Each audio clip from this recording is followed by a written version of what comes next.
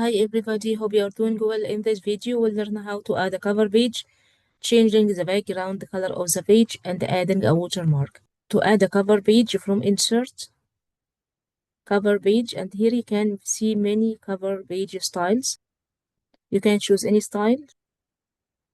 It has different parts, the document title. Here you can add the main title, and you can add subtitle here. Also, you have a section to write your abstract.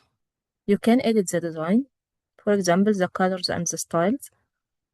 I will select this shape, and from shape format, I'm going to change the fill color. You can do the same here, and also you can do the same for the text. For example, I will select the title, and from home, you can format the font.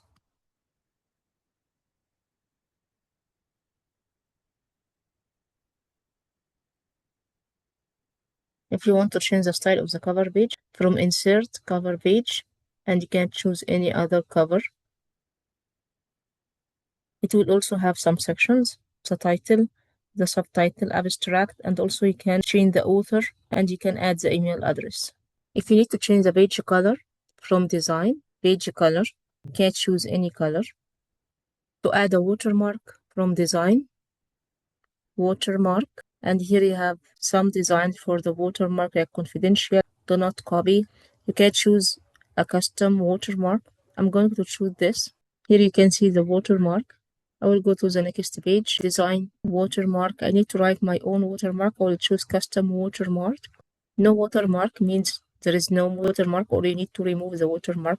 You can add a picture watermark or a text watermark. If you need to add a text watermark, choose this option, Text Watermark. Here you can choose the language of the watermark. Here you can write the text that you need. I wrote Microsoft Word, the font type, the size, and the color. And here you can choose the layout, diagonal or horizontal. I will remove the color, the page color, so you can see the watermark. That's all for today, guys. Thank you.